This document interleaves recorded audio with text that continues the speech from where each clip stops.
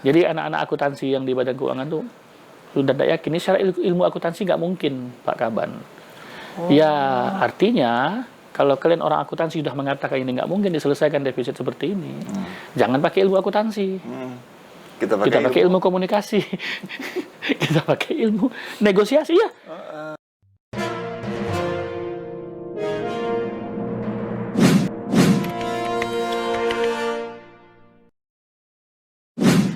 Terobosan camat sudah ya, inovasi. Nah sekarang bagaimana nih Bang, ditarik di provinsi ya, dari yang biasa menguasai di Kampar, kemudian Siak Hulu ya, Nah, kemudian pindah ke tingkat provinsi ketika itu seperti apa kan? Jadi udah jadi camat Kampar, camat Siak Hulu, camat Bangkinang dulu, baru camat Siak Hulu. Dan kemudian jadi ada yang menarik sebenarnya dari Kampar saya ke Bangkinang itu.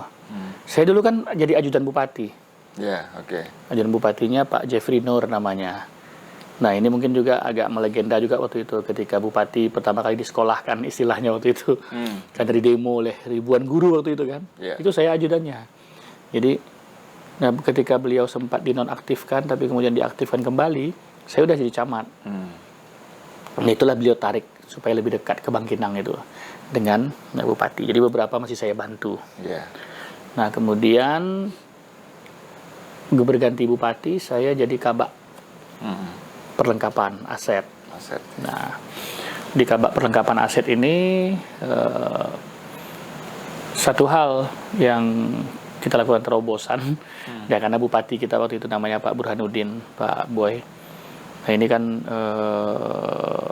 orangnya flamboyan lah gitu ya. Ya, suka juga dengan musik. Jadi kalau sound system suara nggak bagus itu menyakitkan kuping. Nah makanya waktu perlengkapan ini saya putar otak juga. Nah ini yang menarik ya dari jadi perlengkapan. Waktu itu saya ditantang oleh bupati. Masa sound system ini yang seperti ini? Ini yang beli di apa ini katanya kan? Ya, yang kanibal itu ya katanya. Padahal kita kan baru di sana, kita nggak tahu ini pembelinya yang sebelumnya gitu kan. Sekian banyak. Jadi saya dapat tantangan pertama jadi kabak perlengkapan itu. Gimana ini sound system supaya enak di telinga. Kalau acara-acara itu ya standar nyaman. Dia tahu terakhir. Saya pergi ke Istana Negara. Saya tanyain di sana, Mas, Presiden pakai sound system apa gitu. Presiden pakai sound system apa gitu. Nah, ketemulah waktu itu saya dikenalkan dengan namanya Pak Harikis yang punya VX Sound. Ya, VX Sound itu yang selalu sound systemnya dipakai untuk ngisi acara di televisi, di Harmoni Indosiar, Indonesian Idol dan segala macamnya. Dan kemudian itu dipakai juga di Istana Negara gitu. Upacara-upacara Istana Negara yang warnanya merah putih khasnya. Cari standar istana ya. Standar ya, karena saya ditantang oleh bupati dan saya all out, bukan main-main. Jadi akhirnya apa? Saya ketemu dengan founder sama sekaligus ownernya VX Sound. Sampai hari ini alhamdulillah silaturahim kita masih. Namanya Harikis ya. Terutama zamannya Pak SBY itu ya. Gitu. Nah, akhirnya saya buat pengadaan. Jadi sebelum pengadaan nih saya bawa dulu nih, saya kenalin sama bupati. Saya sama bupati, ada nih produknya produk Indonesia, brand Indonesia, tapi kualitinya luar biasa. Semua kantor, mohon maaf nih TNI, Polri, semuanya pakai itu. Kantor kedubes kita di luar negeri semuanya pakai itu. Nah, ini cerita menarik. Ini kan saya nggak tahu selama ini kan. Harganya kan jelas mahal ya. Nah, jadi ya itu tadi. Nah, jadi kita mau apa? Mau kualitas semua. Jadi akhirnya begitu nggak ada bupati, Pak Bupati izin. Saya ditantang Pak Bupati nih. Mohon maaf. Kira-kira yang mau saya ini kan lucunya begini. Apa yang kau bawa nih kata dia. Gini Pak Bupati. Di negara ini strukturnya gubernur tuh lebih tinggi daripada bupati kan. Nah, oke. presiden lebih tinggi daripada gubernur, apalagi bupati. Nah, kira-kira nih Pak Bupati, saya bilang, seleranya nih, saya bilang kan, ini seleranya presiden kira-kira. Kalau misalnya Pak Bupati tak berkenan, saya nggak tahu lagi di Republik mau cari yang mana gitu kan. Ini selera presiden yang saya sajikan untuk Bupati. Wah, jadi akhirnya itu terjadi itu tahun 2011, 2012. Akhirnya, wah begitu presentasi, ya udah nggak ada ampun. Oke, ACC. Akhirnya apa? Akhirnya itu kita desain di gedung olahraga. Dan ya kalau kawan-kawan mungkin belum, mohon maaf, di 2010, 2011 belum kenal iPhone, belum kenal produk Apple yang ramah di tangan, saya udah kenal itu. Karena sound engineer kita sama perangkat kita itu semuanya menggunakan itu.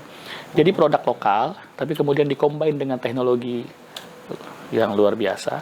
Jadi kita itu misalnya gini nih, suaranya Yose, itu kita bisa set dan kunci di sini gitu. Dan tadinya soundman, sound engineer itu di mixing, di mixer, kita enggak, udah pakai ini aja, posisi dimanapun. Kalau dulu kan selalu stay di mixer, kita udah enggak waktu itu. Nah, jadi kita udah main iPad, kontrol kita sudah di iMac, kontrol soundnya di situ. Nah, makanya saya adakan waktu itu namanya Sound Mobile Stage. Jadi pemikiran sederhana waktu itu. Kita ada pelantikan kepala desa. Kita punya 250 desa se-Kabupaten Kampar. Karena saya pernah camat. Biasanya kalau bupati udah berkunjung sama kita, itu kan kelabakan tuh. Cari sound system, cari tenda untuk acara. Ya kan? Betul. Ya paling sedikit ya 5 juta sampai 10 juta ya kepala desa keluarkan uang lah gitu kan. Yang tak terencana misalnya rencana. Kalau ada anggarannya syukur gitu kan. Tapi kan akhirnya jadi beban setiap kunjungan bupati. Kali sekian. Ya, nggak usah lah acara-acara lain. Pelantikan kepala desa aja lah misalnya kalau harus di desanya undang bupati. Jadi saya ajukan proposal waktu itu sederhana argumentasi saya. 250 desa kali 10 juta. Ya, tiap hari bupati turun. Berapa duitnya? Habis duit kepala desa itu. Tenda. Nah, bupati acara 1 jam, 2 jam, 3 jam paling lama lah kalau udah habis itu. Ini udah jadi aset kita lagi kan? Nah, senilai itu saya bilang. Ini saya ajukan proposal, saya beli mobile sound stage. Mobil yang bisa jadi panggung, sekalian stage, sekalian di dalamnya tinggal mau colok apa, mau colok peralatan musik apa, gitar, organ atau apa. Itu sudah nyala, standar konser. Hemat berapa saya bilang. Wah langsung kasih adakan gedung olahraga kita. Nah, itu kan yang di Surabaya itu patokan saya waktu itu IBL ya, Indonesia Basket di situ di Surabaya. Itu standar konser, artinya konser rock masuk ke sana itu pakai sound yang ada di GOR itu sudah oke. Kita beli. Jadi bukan tinggal ngatur aja kepala desanya jangan sampai ada yang dempet di hari yang sama. Itulah makanya. Jadi pelantikannya ya. Kan itu mungkin udah 15 tahun ya. Nggak ada rusaknya. Jadi memang ini kenapa militer pakai itu? Kenapa anunya pakai ini? Ini saya bukan jadi promo itu ya. Saya cuma menceritakan kalau kita punya pemikiran untuk mendapat yang terbaik. Itu kosmiknya akan ada di sana gitu. Nah, nanti kita cerita kosmik sendiri lagi yang jadi prinsip saya nanti. Ada lagi kosmik. Nah, akhirnya itu sound tahan air. Ini lagi ngomong nih. Soundnya kecil-kecil. Sebesar kardus mie aja. Nah, tapi itu waktu kampanyenya Pak SBY dulu, itu cukup ada 4 buah saja di Gelora Senayan itu. Powernya luar biasa. Dicelupin ke air, keluar lagi masih ngomong, masih keluar suaranya. Makanya itu standar army, standar apa itu lapangan pakai. Kalau tahu mobil Raisa, pengurai massa yang dipakai Polri sekarang, itu, yang waktu 212, tapi jangan direkam tuh ya. Itu pakai teknologi itu sound membubarkan massa. Ada namanya Raisa. Raisa. Coba perhatikan di setiap demo-demo selalu ada itu. Itu dari sana. Ya, nanti kalau penonton Sila Sapa yang mau pesan silakan hubungi Bang Zaryal Abdi. Bukan promo, itu hal lain lah, hal perjalanan ya gitu ya. Yang nyentuh-nyentuh bisnis juga gitu kan. Jadi saya bersyukur saja ketemu dengan apa namanya master sound ya, sound engineer. Beliau bapaknya Vidi Aldiano. Ibunya Besba itu orang Sumbar itu. Istrinya. Ini keren nih inovasi sebagai kabak perlengkapan ya. Kabak perlengkapan. Nggak tanggung-tanggung, all out. Oke. Itu apa namanya? Podium pidatonya untuk bupati sama persis yang dipakai sama Istana Negara. Saya hanya ganti logo Garudanya dengan logo daerah. Bupati rasa presiden dong. Rasa presiden, makanya dengan bangga kita persembahkan gitu. Meja untuk bendera merah putih di Istana Negara 17-an itu sama dengan yang di Kampar punya. Oke. Ya, dari sejumlah prestasi Kanda ya, kemudian dilirik oleh provinsi ya. Nah, sebenarnya ke provinsi itu karena non-job sebenarnya. Oh, non-job. Saya mengalami dampak politik begitu. Tahun berapa tuh Bang? 2000, setelah penetapan tadi itu. Nah, bupati yang saya jadi ajudan dulu, itu maju lagi jadi bupati. Pak Jeffrey Nur tadi gitu. Oke. Nah, cuma posisi saya waktu itu tidak sebagai pendukung beliau gitu.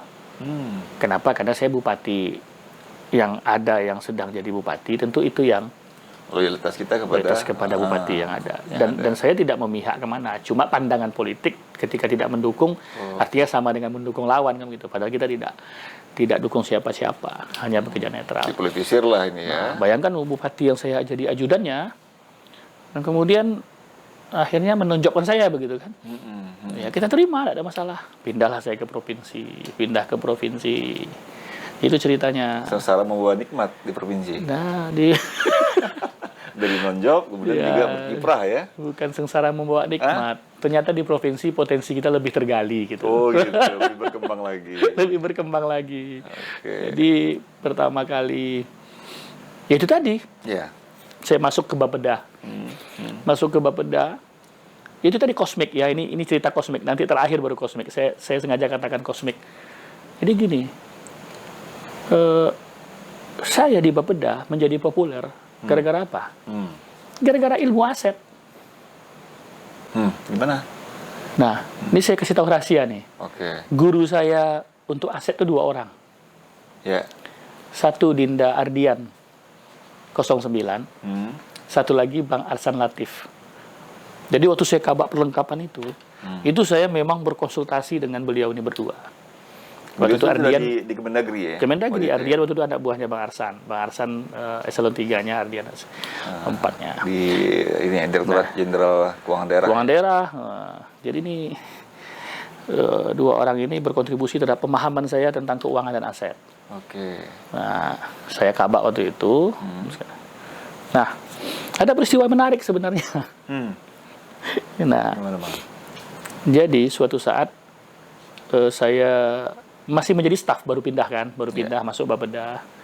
Nah, ketika itu sedang gencar-gencarnya karena mau pemilihan di kita 2000 tahun politik lah 2013. Itu kan pernah mendengar peristiwa bansos nggak? Pernah. Bantuan sosial kan membengkak waktu itu. Dengan hanya modal mohon maaf disposisi kepala daerah menyebutkan angka cair. Kemudian KPK membuat peraturan Menteri Dalam Negeri 39 2012 waktu itu akhirnya merubah paradigma terhadap bantuan sosial. Wah, itu yang mulai dikenal lah by name by address, dikenal lah 1 tahun sebelum Darus Musukan. Nah, jadi di Riau waktu itu trennya adalah memberi bantuan hibah berupa barang, bansos berupa barang. Nah, ini ilmunya ilmu aset sebenarnya juga. Nah, karena saya sudah dapat ilmu itu dan kemudian masuk di Bapeda waktu itu, dan mohon maaf ketika itu kawan-kawan di Bapeda minim pemahaman tentang aset. Perencanaan sih oke, cuma memperlakukan hibah dengan itu seperti apa. Nah, Ya akhirnya kita nonjol lagi di sana gitu. Walaupun staf biasa, tapi kemudian ketika evaluasi Kemendagri, kita dibawa. Dibawa. Lu kan evaluasi ke Kemendagri, datang rame-rame tuh kepala dinas ini ngomong apa yang diulas satu persatu. Nah waktu itu Pak Hamdani, Pak Hamdani yang memimpin, kemudian sama Sekda Provinsi dan Ardian sebagai tim lah waktu itu. Nah jadi ada satu pertanyaan Ardian nih yang tim TAPD-nya waktu itu nggak bisa jawab, nggak bisa jelaskan ini ada kegiatan kita yang terutama di Biro Kesra yang tadi hibah berupa barang itu nggak ada yang bisa jelaskan. Tiba-tiba Ardian nyeletuk. Si Ardian nggak tahu saya udah pindah ke provinsi, dia tahunya saya masih di Kampar. Dia tanya, Pak Sekda itu ada saya lihat Pak Saral Abdi ya itu, yang dari Kampar itu. Ikut. Yang mana tuh? Nah, itu dia ngerti itu, dia bisa jawab ini nih. Gitu. Itu kerasa kali. Nah cuma dia nggak tahu tuh saya di provinsi tuh. Di mana? Oh iya, akhirnya saya di Pak Sekda provinsi waktu itu minta siapa ya coba ngomong lah saya waktu itu. Pak ini evaluasinya begini. Karena nilainya cukup besar. Waktu itu bansosnya Provinsi Riau itu 1,4 triliun 2013 itu. Karena memang dulu paradigmanya kan melalui bansos segala macam. Nah itu kan dianggap dulu politis gitu ya, untuk incumbent dan segala macam di situ. Jadi akhirnya begitu kita jelasin itu, wah langsung anggap sudah. Nah itu yang kami maksud evaluasi. Nah, itu adik kita Ardian itu yang punya berperan. Nah setelah itu ya Pak Sekda suruh pulang, seluruh kepala dinas pulang aja. Di sini tinggal Karo Keuangan, kemudian Sekretaris Bapeda, sama satu staf Bapeda tadi. Ya udah, akhirnya saya libur Natalan di sini, mau menyelesaikan evaluasi gitu kan. Nah, hikmahnya, jadi perhatian ya. Hikmahnya setelah, jadi akhirnya waktu itu selesailah evaluasi kita dan Pak Sekda selesailah sama itu selesai. Ya karena kita di sini saya udah minta nomor menteri dalam negeri. Kan biasalah kalau daerah kan nunggu SK nomor berapa tanggalnya jangan sampai lewat. Kalau lewat di tanggal 31 nanti ada dana yang dipotong gitu kan. Dawa dan segala macamnya. Alhamdulillah kita clear tepat waktu itu 30 Desember tangan. Tapi saya 3 hari 3 malam di sini, nggak pulang-pulang, disuruh tinggal. Oke, menarik sekali ya Kanda ya. Sehingga menjadi perhatian bagi Sekda Prof Riau waktu itu, karena Abang membantu memberikan solusi terhadap kendala bansos tadi ya. Nah, setelah itu apa Bang? Berubah nasib ya? Ya, berubah nasib ya karena ya itu tadi ya kita niatnya cuma membantu, tapi kemudian akhirnya malah menjadi pelaku gitu ya.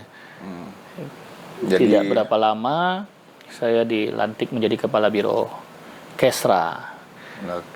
Biro Kesejahteraan Rakyat waktu itu. Nah itu apa? Terobosan apa lagi yang Abang buat itu? Yang jelas tadi nyelesain yang tadi semua bansos hibah barang dan kemudian hibah uang tadi. Hampir 1,4 triliun tahun 2012-2013 itu ya. Nah kita kan mikir nih bansos hibah.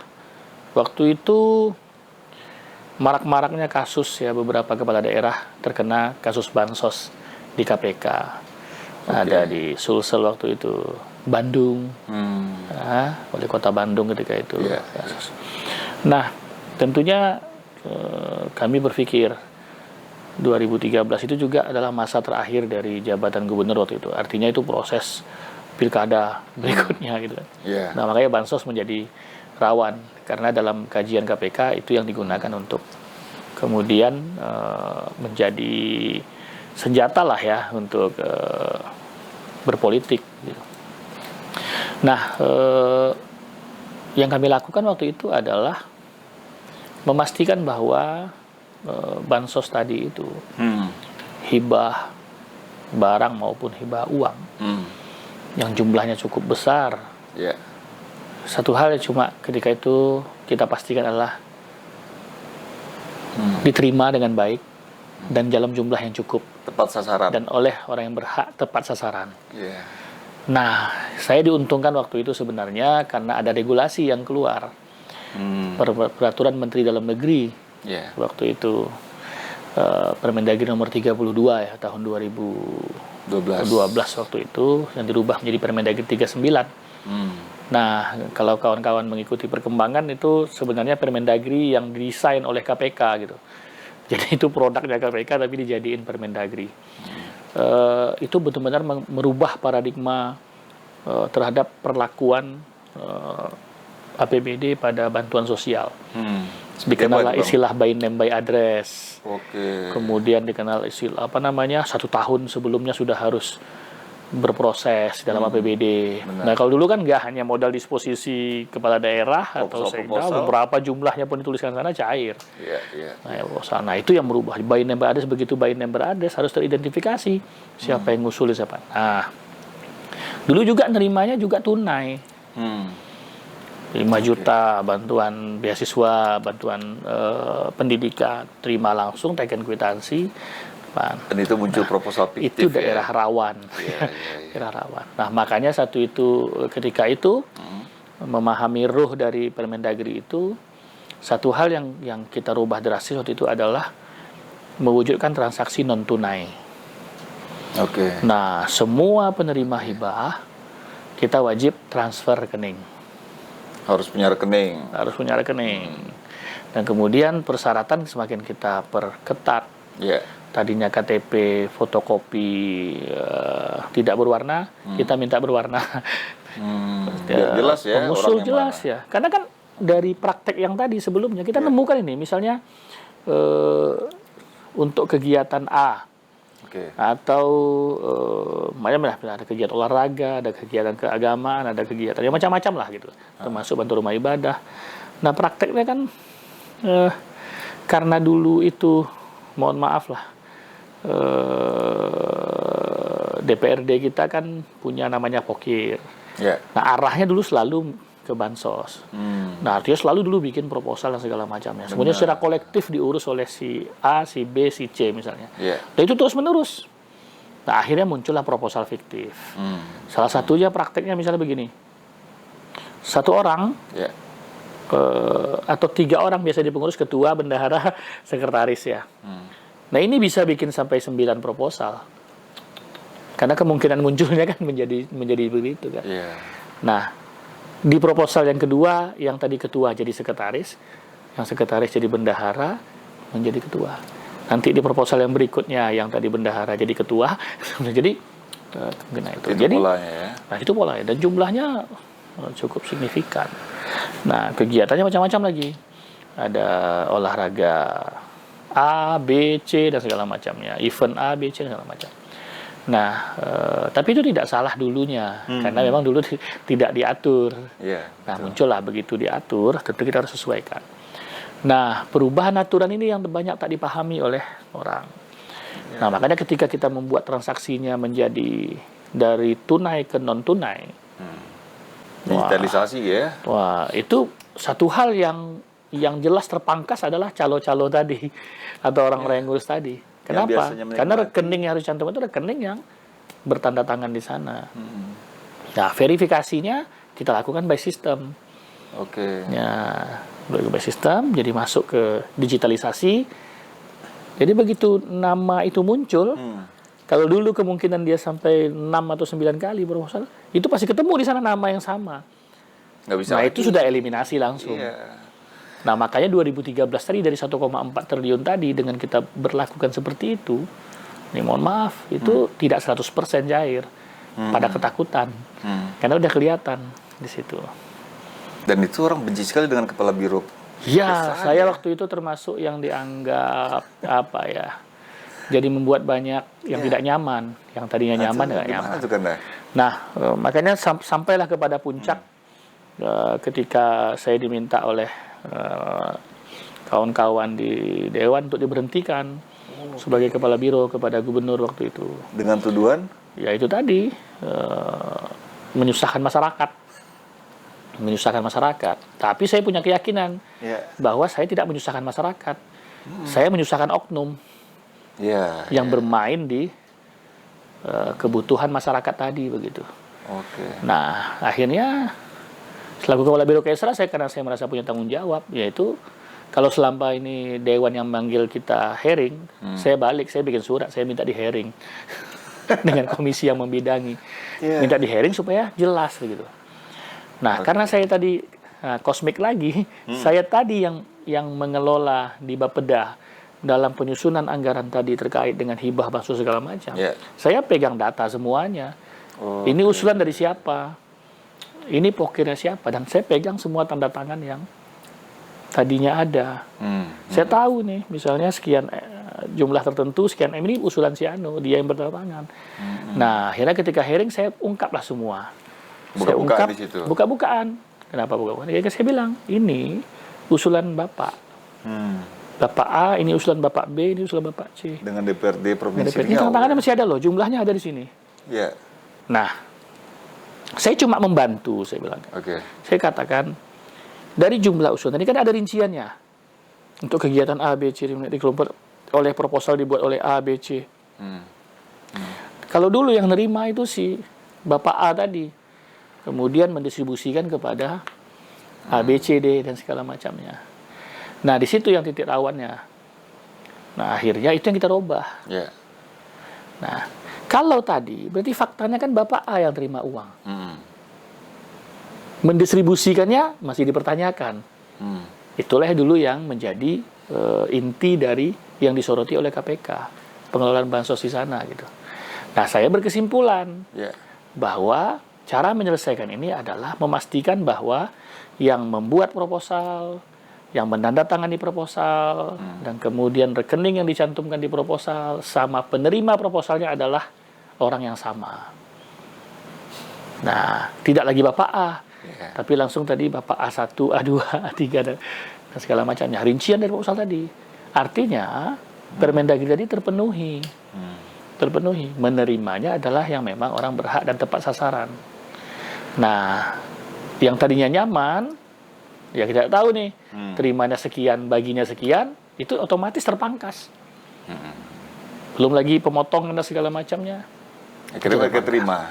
Nah, penjelasan seperti itu. Akhirnya, dari penjelasan saya sepanjang itu, justru dari kalangan mereka sendiri yang akhirnya ada yang sadar gitu ya. Loh, ini berarti Pak Kepala Biro Kesra ini sebenarnya membantu kita gitu. Supaya jangan kita yang kena ini katanya. Ya, saya tinggal iyakan dan amin. Nah, akhirnya alhamdulillah mereka bisa terima dan paham. Ya, malah berterima kasih dengan cara kita. Tapi kita beri akses kontrol. Misalnya dari misalnya dia sekian nih yang melalui aspirasinya sekian, ini udah cair semua belum. Jadi akhirnya saya buat report untuk itu. Jadi win-win lah gitu. Dia pun bisa sebagai mewakili masyarakat sudah bisa bantu. Nah, itu dulu perubahannya ketika itu memang itu di tahun 2012-13 itu. Memahami perubahan bansos ini yang dulu menjadi rawan posisinya. Nah, itulah inovasi yang kita buat, memastikan digitalisasi lah proses hibah ketika itu. Untuk transparansi ya. Penggunaan dana bansos tadi. Tepat sasaran. Nah, kemudian di mutasi ya. Ya, mutasi. Penyegaran lagi ke Biro Ekonomi. Ya, padahal kita bukan sarjana ekonomi gitu kan. Tapi nyambung dengan subsidi kecamatan tadi kan. Iya, cuma plesetannya ini sekolah di mana? Sekolah Tinggi Perekonomian Dalam Negeri begitu. Masuk ke ekonomi lagi. Jadi masuk ke ekonomi ya. Ini ngomongin ini ya, saham-saham ya. Ekonomi makro, ekonomi mikro. Pengelolaan kekayaan yang dipisahkan kepada investasi jangka panjang dan segala macamnya. Lantas ke ini ya juga ya, Kepala Dinas Pertambangan dan Energi. Ya, setelah itu Kepala Dinas Pertambangan dan Energi.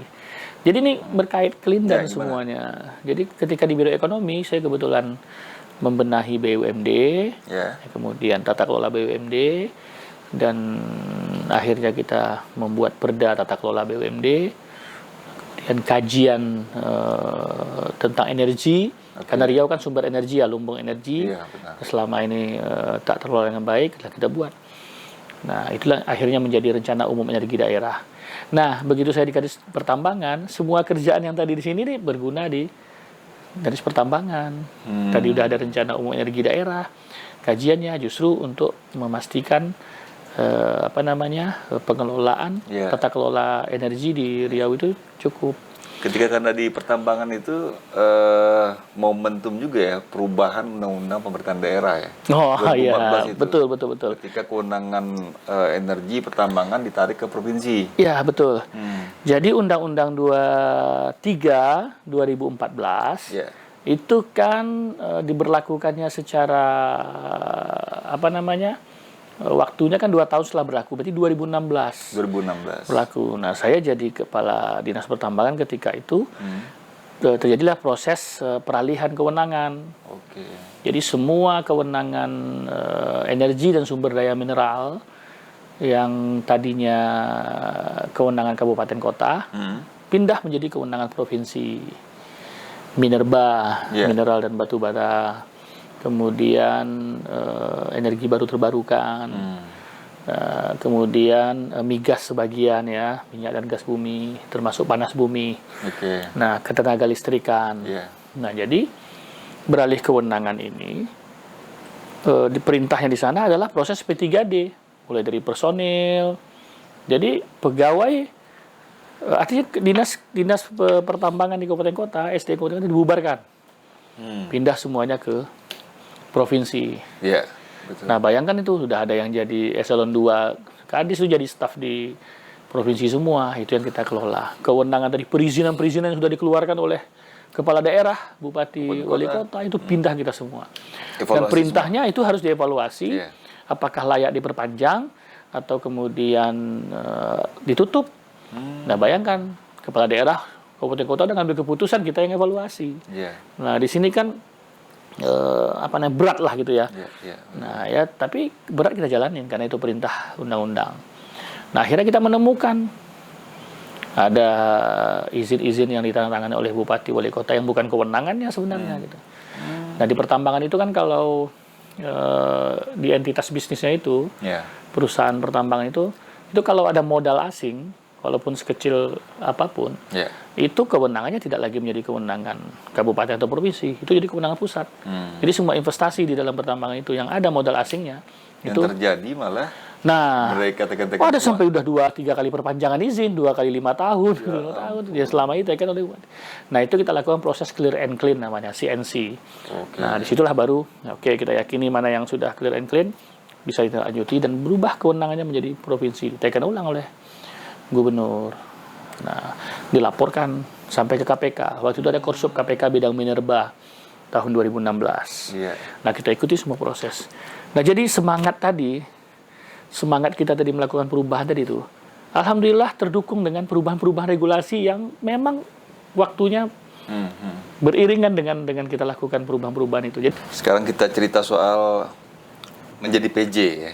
Saya lihat Abang PJ Bupati Kampar dan juga PJ Bupati Bengkalis. Ya. Itu gimana Bang rasanya jadi bupati? Wah, jadi bupati itu prestis ya. Kepala daerah.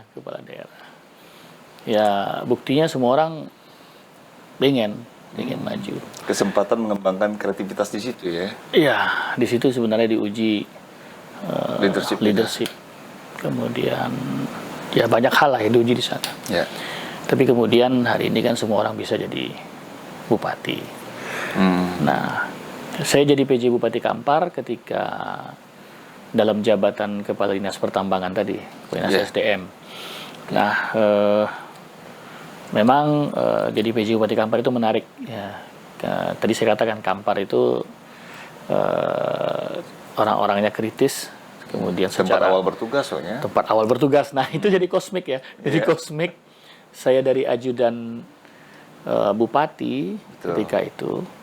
Nah, yang luar biasanya saya menggantikan bupati yang pernah saya ajudani gitu. Ya, jadi bupati yang pernah saya ajudani. Nah, makanya di satu sisi pengalaman-pengalaman ketika menjadi ajudan itu justru segar masih diingatan ketika menjadi PJ Bupati gitu. Nah, kondisinya memang Kabupaten Kampar ketika itu secara politik agak memanas ya, karena memang ada beberapa calon lah, yang semua calon ini saya kenal gitu pada posisinya, karena saya lama bertugas di Kampar. Nah, dari tata kelola pemerintahan di sana ada masalahnya itu terjadi defisit APBD 212 miliar lebih. Nah, kemudian APBD perubahan, saya dilantik itu 11 Desember 2016. APBD perubahan belum proses. APBD murni yang seharusnya selesai di 30 November untuk tahun 2017 juga belum. Terus satu lagi, perda terkait dengan SOTK. Waktu PP 18 ya kalau nggak salah itu di tahun 2016. Kewajiban kita dilantik semua dengan struktur yang baru ketika itu kan, karena ada regulasi perubahan. Makanya serentak waktu itu di 31 Desember atau di awal Januari harus dilantik. Seluruhnya dilantik ulang kan. Itu se-Indonesia kan. Nah, itu kan harus dilingkup dengan 3 peraturan daerah. Sisa waktu tahun itu hanya 20 hari. Posisi defisit 212 miliar. Gimana tuh Bang? Nah, makanya strateginya itu yang luar biasa. Dan ini kosmik lagi. Strategi saya menyelesaikan itu akhirnya kita bawa waktu saya kepala Badan Pengelolaan Keuangan Aset di provinsi. Ketika Pemprov Riau juga mengalami defisit 1,9 triliun tahun 2018. Jadi 2 tahun setelah kejadian itu di provinsi, dan tekniknya menjadi sama, dan pelakunya juga alhamdulillah kita juga gitu untuk menyelesaikan. Artinya punya waktu hanya 20 hari. Artinya saya harus selesaikan 3 peraturan daerah. Bukan saya menyelesaikan, tapi DPRD. Nah, di sini nih ya pamongnya muncul gitu kan. Nah, jadi kondisi ketika itu adalah ada konflik antara bupati sebelum saya gantikan dengan DPRD. Makanya proses APBD mandek, proses perda lah, 3 perda itu nggak jalan. Nah, oleh karena itu, saya coba berdiskusi, ngajak DPRD-nya untuk kita bangun sinergi kolaborasi. Kan ancamannya kalau APBD nggak selesai, itu kan gajinya bupati atau gaji DPRD nggak bisa dibayarkan 6 bulan di tahun berikutnya. Itu ketentuannya waktu itu. Siapa yang mau kayak gitu? Siapa yang mau? Nah, jadi akhirnya cara saya melakukan pendekatan dengan DPRD-nya, karena di sana ada jumlah DPRD 45 orang. Saya mulai dengan bangun komitmen. Mereka pesimis terhadap waktu 20 hari untuk menyelesaikan perda ini. Karena posisi defisit tadi, perda APBD ya. Posisi defisit, dari mana cari uang 212 miliar? Makanya saya spare waktu 1 hari di hari kedua pelantikan untuk rapat dari pagi jam 8 sampai jam 18 sore ya. Itu menyisir seluruh anggaran di OPD untuk memastikan kita bisa menutupi defisit. Ketemu? Memang kesannya wah nggak mungkin ya. Faktanya ketika dilakukan ya karena pengalaman tadi juga di TAPD, di keuangan ketemu. Makanya kita balance 2012 jam 18 sore gitu. Jam 20 saya suruh siapkan rancangan KUA PPAS, masuk langsung ke DPRD. Bolehlah disusun tahapan. Nah, dan saya minta waktu itu ke DPRD membangun komitmen tidak ada yang perjalanan dinas sampai dengan 20 hari ke depan. Di DPRD maupun di kami sendiri, Pemda sendiri. Nah, itu kita jalankan. Dan sewaktu-waktu, kayak tadi kan membangun optimis nih. Tadi kan pesimis semua nggak mungkin. Tapi kalau mau jalankan ini, kita sama-sama komit, saya yakin bisa buka. Mereka merasa itu jalan buntu. Nggak mungkin nih Pak. Kalau saya rubah, ini bukan jalan buntu. Ini jalan yang ada portalnya. Bisa dibuka tutup. Bisa buka tutup. Cuma kuncinya kita nggak nemu sekarang gitu. Nah, sekarang kita cari kuncinya. Kalau ini kita bisa buka, kita bisa jalan. Nah, saya ngasih harapan seperti itu. Walaupun jujur saja belum tahu seutuhnya gitu, karena kita baru. Akhirnya kita bedah sebelumnya saya ketemu dengan OPD, ketemu dengan ini. Oh, ini masalah. Udah. Cari uang 212 miliar dari belanja yang waktu itu gaji THL ya. Tenaga harian lepas itu sudah 4 bulan nggak dibayar. TPP-nya pegawai 3 bulan itu nggak bayar. Jadi defisit di sana itu perhitungannya di sana. Gaji guru-guru PDTA, bayangkan tuh akhir tahun. Nah akhirnya saya preteli semua, mulai dari dinas kesehatan, PU, yang besar-besar. Dapat. Nah awalnya kita serahkan kepada kadis-kadisnya masing-masing, tapi kemudian masih malu-malu ya karena mungkin baru. Ya akhirnya kita pakai pisau kita gitu, ketemu, langsung masuk ke PPAS. Jadi komitmen tadi itu DPRD kapanpun Bupati perlukan untuk kita konsultasi, standby. Saya uji. Saya uji jam 11 malam. Saya telepon ketua DPRD, bisa nggak bersama wakil-wakil ketua dan ketua komisi ke rumah Bupati jam 11 malam ini. Lengkap. Hadir lengkap. Berarti komitmen jalan kan gitu. Oke, udah. Jadi makanya tahapan itu selesai lah dalam 1 minggu. Kejar tayang. Ya, tapi tahapan kita jaga. Tahapan proses itu kita jaga. Jadi semua fasenya penyusunan APBD perubahan itu dijaga sampai ke itu akhir. Nah, kalau di Bupati Bengkalis apa tantangan? Kalau di Bupati Bengkalis, ya tapi ini fakta ya, tanpa bermaksud menyinggung siapapun. Faktanya, saya jadi Bupati Bengkalis itu bukan karena kondisi PJ lazimnya karena orang mau pilkada, bukan. Saya jadi PJ Bupati Bengkalis itu karena bupatinya bermasalah dengan KPK, artinya harus masuk. Wakil bupatinya juga bermasalah dengan kepolisian. Jadi kekosongan pejabat waktu itu. Nah, kebetulan masuk dalam juga fase pilkada tahapan. Jadi berbeda dari ini waktu saya jadi PJ Bupati Kampar, itu secara RPJMD itu sudah cut off. Karena sudah ditanggung jawabnya bupati sebelumnya dan selesai 5 tahun. Kemudian pilkada kekosongan untuk menunggu hasil pilkada. Nah kalau ini enggak, saya menjalankan RPJMD-nya pasangan tadi yang bermasalah tadi sampai dengan akhir masa jabatan, baru masuk fase pilkada. Jadi 2 hal yang berbeda kondisinya. Nah tapi kemudian saya masuk di September 2020 kemarin. Kondisinya realisasi progres kegiatan APBD itu baru di bawah 50%. Nah, kita genjot ini APBD-nya. Bengkalis itu APBD terbesar di Riau, 4 triliun. Kalau dulu pernah nomor 2 setelah Kutai, karena dia penghasil migas.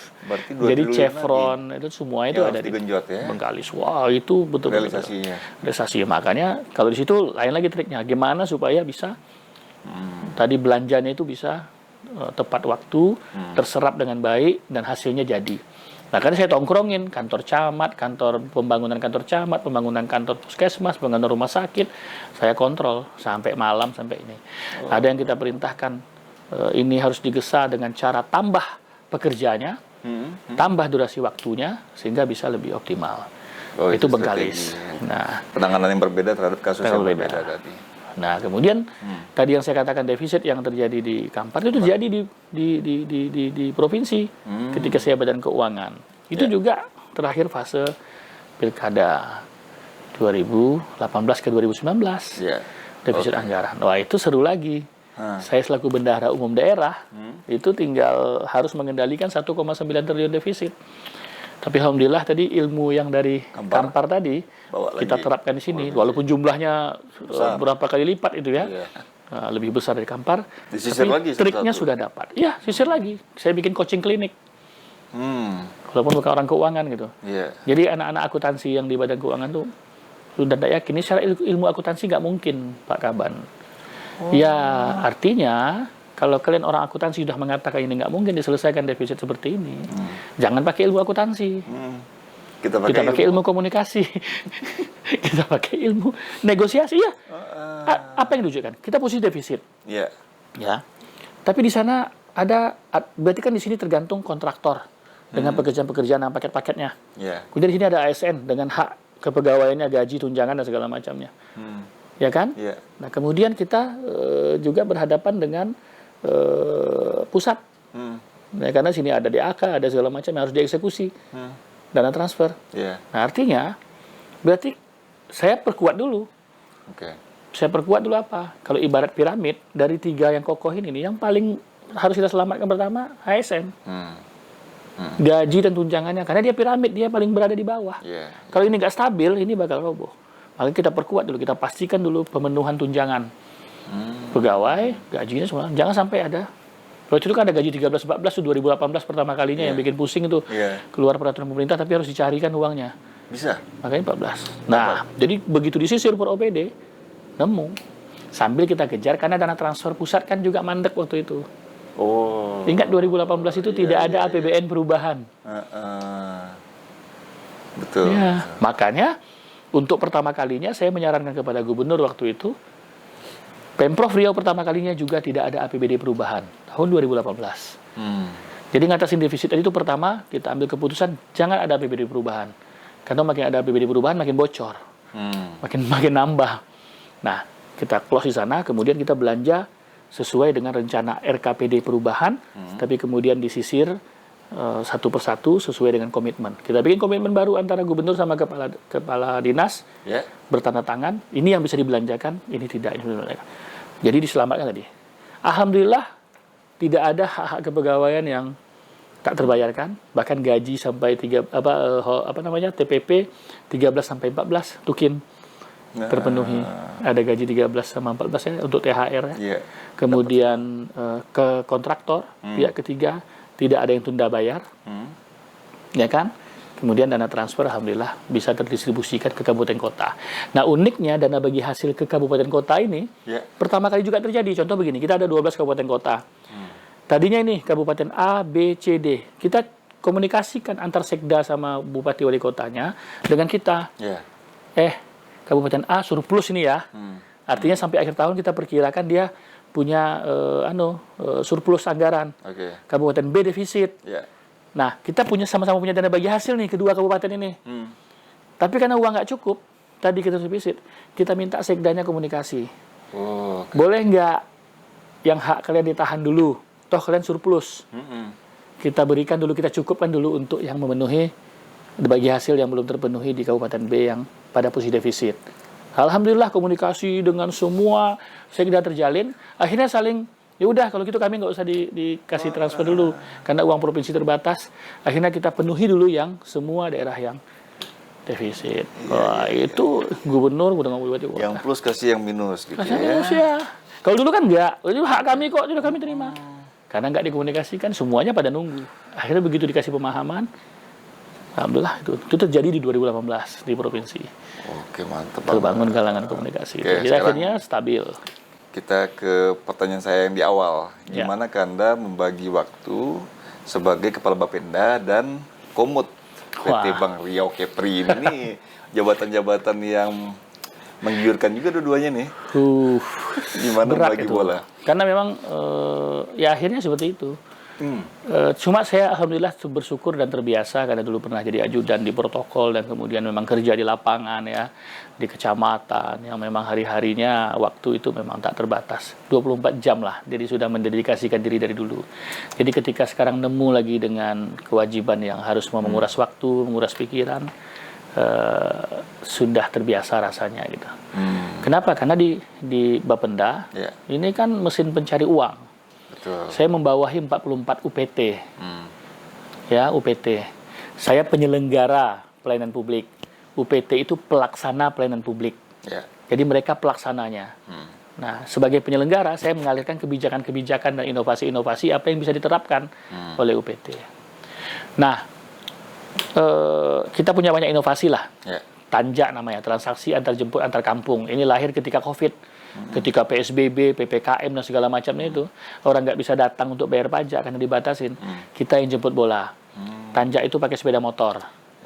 Pakai sepeda motor. Ada samsat keliling.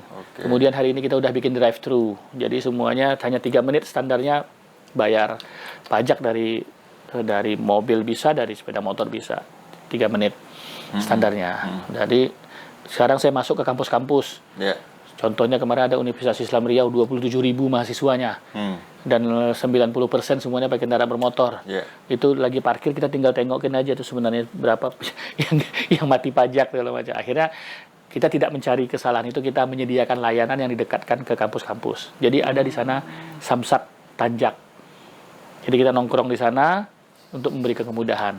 Daripada mereka nggak ada waktu meninggalkan kuliah ke tempatnya Samsat, terbantu sekali lah. atau dosen harus meninggalkan ngajar, harus ke Samsat. Iya. Nah ini sebenarnya datang ke sana. Kita yang datang ke sana. Jadi kuliah bisa lancar. Dan itu sebenarnya awalnya dari rumah sakit. Kami udah masuk ke rumah sakit. Kenapa? Karena tenaga medis itu nggak bisa meninggalkan layanan kesehatan kan. Jadi dari data kita lihat ini pajak ini banyak mati kok dari rumah sakit ini. Gitu. Ternyata itu begitu kita datang, kan, mereka hanya punya waktu 5 menit tapi layanan selesai. Jadi kita jemput bola masuk ke kampus-kampus. Nah terkait dengan komisaris utama Bang Rio Kepri, ya ini amanah yang sangat berat karena memang bagi saya pertama ini sesuatu yang baru. Dan ini keluar dari platformnya kita Pamong kan begitu. Betul. Ya, ini platform bisnis. Saya dengar juga Puna Praja, kayaknya abang satu-satunya deh. Ya. Yang jadi komod. Ya nggak tahu lah ya. Mungkin senior kita banyak lah dulu yang mungkin yang mantan sekda provinsi mungkin ya dulu mungkin punya peluang untuk jadi komisaris. Benar. Tapi mungkin bukan di bank tapi di BUMD ya. Tapi kalau di bank yang ini keluar dari platformnya kita. Prototipenya Pamong ini sebenarnya. Kan? Karena memang pakai ilmu apa di situ tuh? Nah itu tadi. Tapi saya rasa ilmu Pamong juga gitu. Karena posisi komisaris utama itu memastikan GCG. Good Corporate Governance. Tata kelola yang baik di entitas bisnis tadi, corporate. Kalau kita good governance. Kalau kita good governance. Good governance government. Ya kan? Kalau kita di pemerintahan. Jadi sebenarnya caranya sama. Nah, cuma risikonya itu terbesar di bank. Kenapa? Karena dia tadi menjalankan bisnis. Dia cerita uang. Dia cerita uang, cerita laba, cerita keuntungan, cerita kerugian. Nah, kenapa? Karena disinilah letaknya kinerja. Kita juga punya kinerja pemerintahan, tapi PNS dibayar. Kerja nggak kerja, gajinya sama gitu. Nah, salary juga begitu. TPP, Tukin, kalau mungkin yang di pusat, TPP daerah. Kalau di bank? Nah, akhirnya kalau di bank itu ukuran kinerjanya jelas. Produktivitas itu diukur dengan itu gitu. Bahkan ada kinerja unit, ada kinerja individu. Nah, KPI lah kalau kita ceritanya Nah, kita memastikan tata kelola tadi. Nah, makanya di bank itu dikenal dengan risk management, manajemen risiko. Nah, kalau di bank konvensional itu ada 8 risiko yang harus di-maintain, harus dikelola, harus di-handle.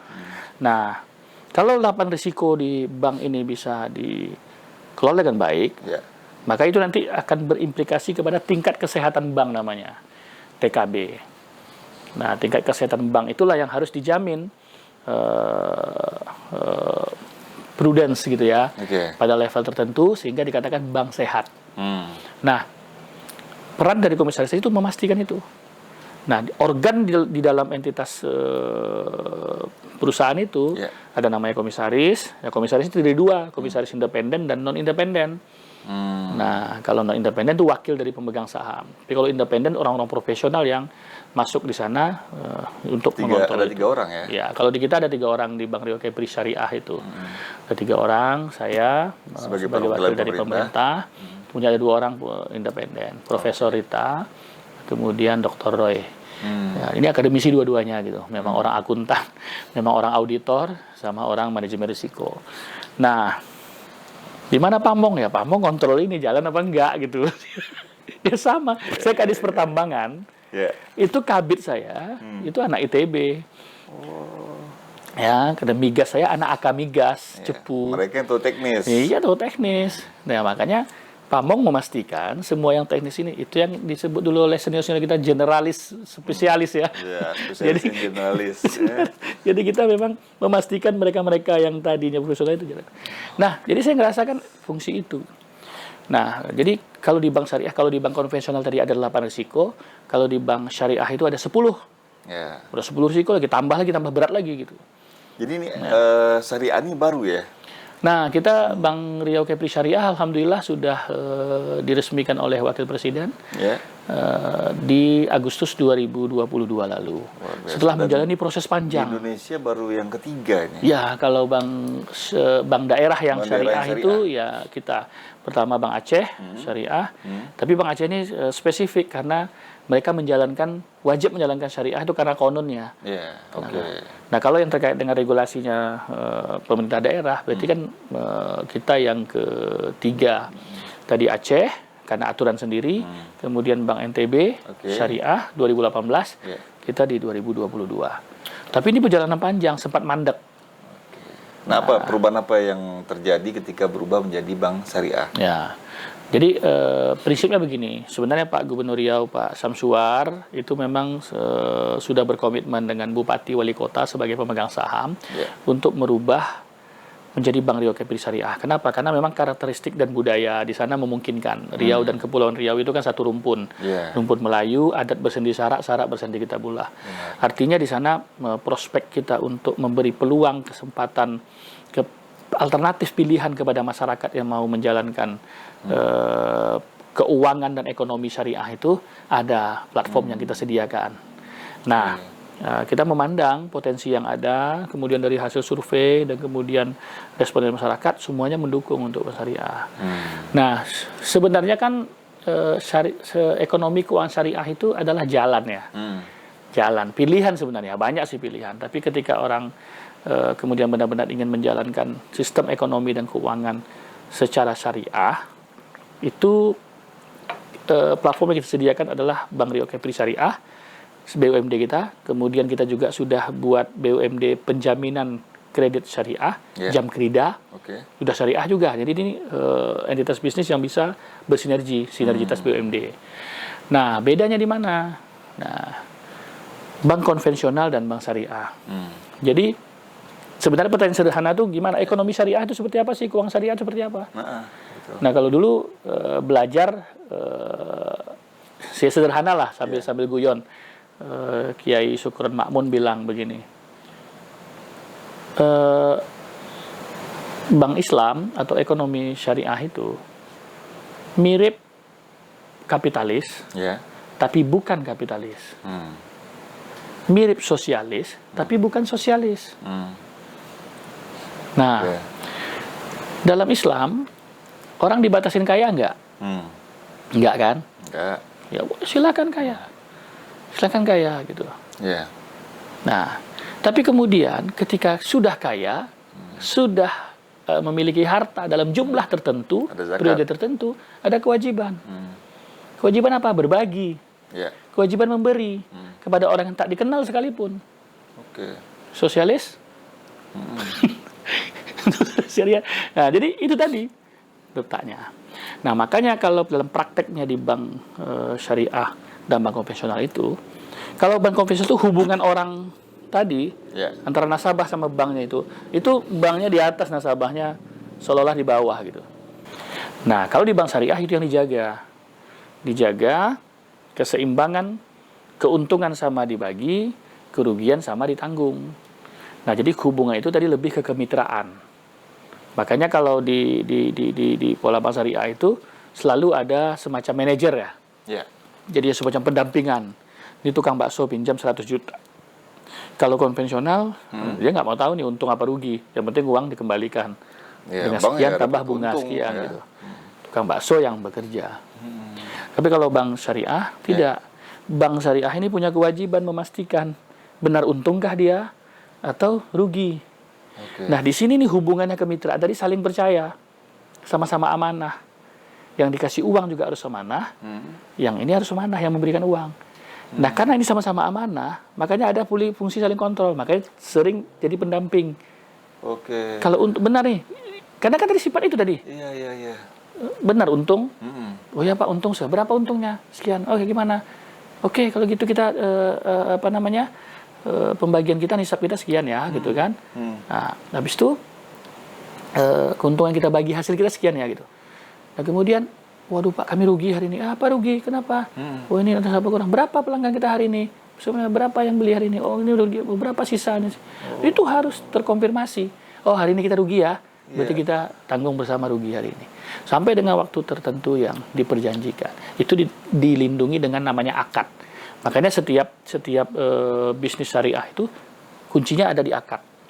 Ada kita kenal dengan murabahah, ada kita kenal dengan mudarabah, ada musyarakah, ada lagi kombinasi, misalnya musyarakah mutanaqisah. Nah, banyak hal yang harus dipelajari. Dan itu menarik sekali. Jadi nasabah diuntungkan dengan itu. Nah, diuntungkan. Makanya dulu kan sering stigmanya begini. Nggak usah bank syariah lah, pasti rugi nih, pendapatan lebih sedikit. Nah, tapi ada satu hal. Ketika kita punya harta, ya sebagai muslim lah ya, atau ajaran agama manapun, harta itu kan ada dua. Harta yang mutakawim dan harta yang ghairu mutakawim. Harta yang bernilai dan yang tidak bernilai. Ghairu mutakawim jadi tidak bernilai. Nah, di mana letaknya nilai itu? Karena ada katanya muamalatu yang dilaksanakan ghairu masyru'ah, tidak dengan jalan syariat, ya, itu fi hukmil adab. Dalam hukumnya dianggap tidak ada, tak punya nilai. Nah, jadi ghairu mutakawimnya di sana. Jadi kalau ini tidak jalankan dengan syariah, dia tak punya nilai. Nah, nilai ini yang diimplementasikan dalam kalimat berkah. Harta yang berkah dan harta yang tidak berkah. Jadi ini menjamin harta kita tadi itu menjadi berkah. Jadi hal-hal yang terkait dengan maisir, riba, horor, nggak ada lagi. Nggak ada keraguan di harta kita itu. Jadi kita berunding, jelas. Untung kita berapa, rugi kita berapa. Kalau dulu kan nggak. Dulu nggak tahu, tiba-tiba bunga sekian. Walaupun ada kontrak atau apa gitu ya, akad kredit atau apa. Karena kita mencari berkah tadi ya. Nah, kalau berkah tadi harus jelas nih. Ini layak kita bagi, ini tidak. Ini apa dianggap keuntungan atau tidak. Itu tadi. Oh, mau bekerja sama bagi hasil, oke. Bagi hasil. Contohnya begini. Ya, prakteknya berbedanya gini. Ini ada ASN lah misalnya ya. Sekelompok ASN. Ini ada bank. Kemudian ini mau pinjam uang ke bank. Tapi gunanya untuk apa? Kalau konvensional dipinjamkan uang. Ya. Oh, gunanya untuk beli mobil. Beli mobil.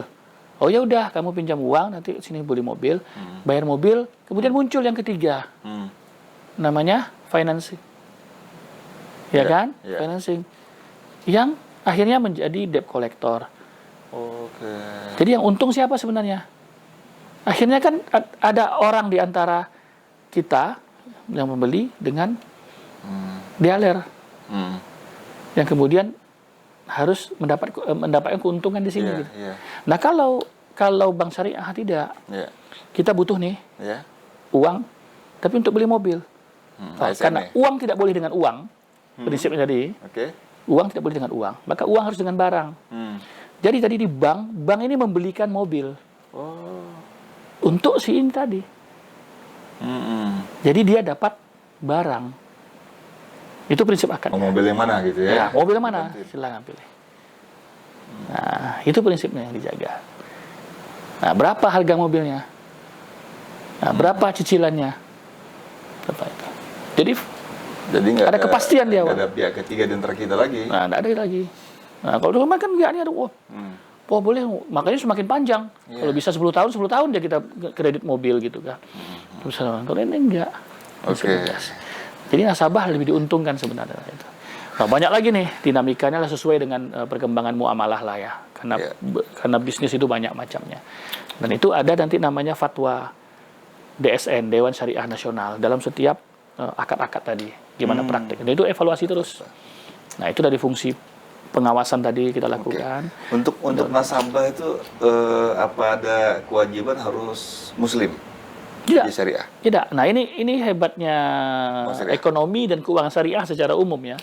Dia bersifat universal. Universal. Dia beda sama zakat. Kalau zakat ya harus peruntukannya jelas.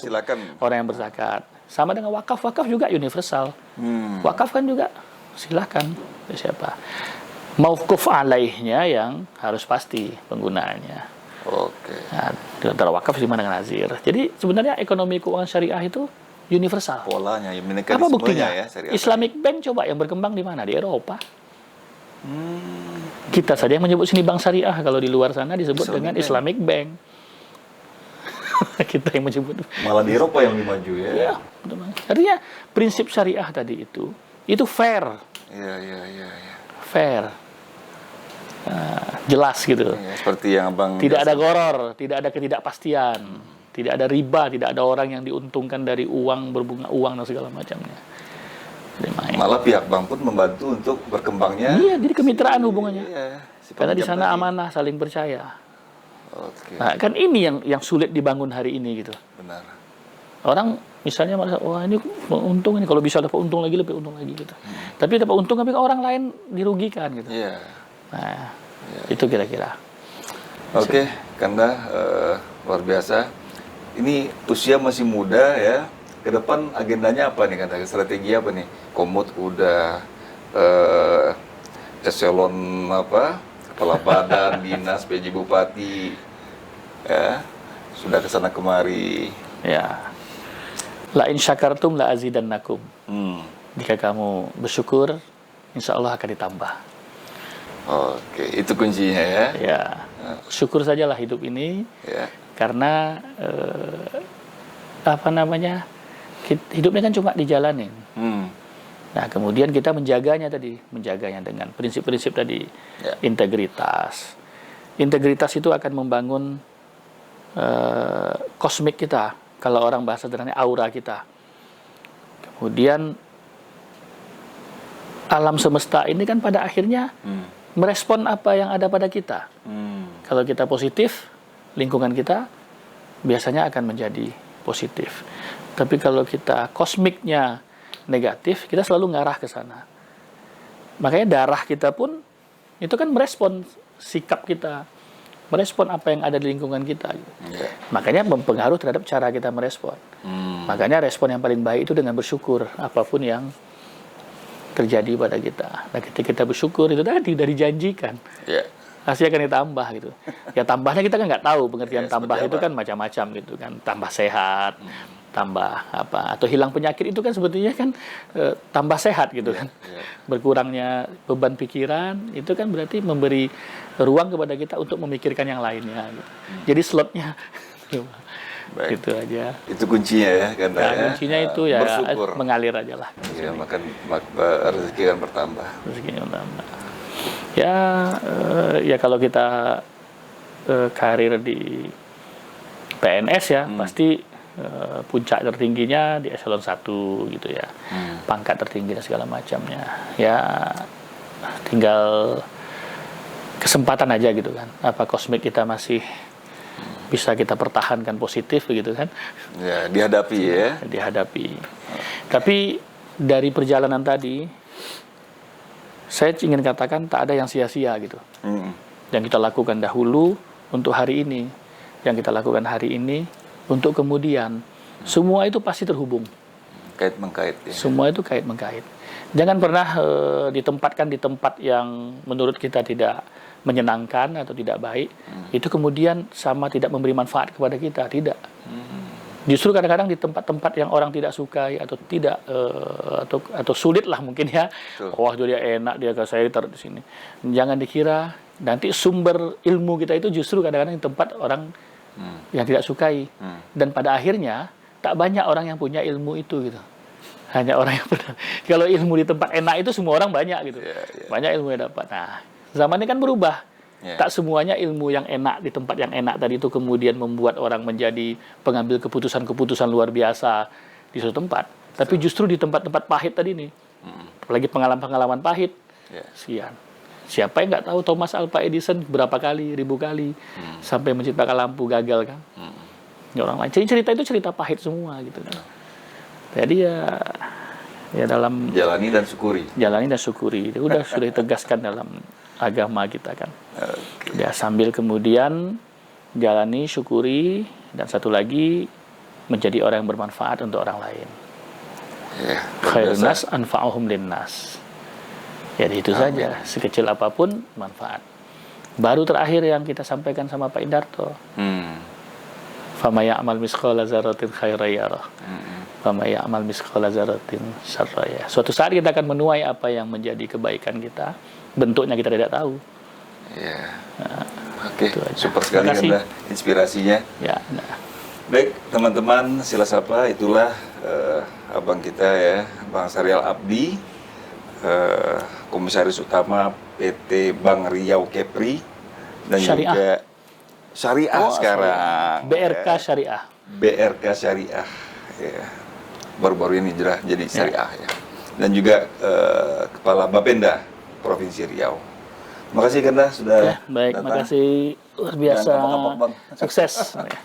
Jadi kita semangat. Ya, makasih. Assalamualaikum.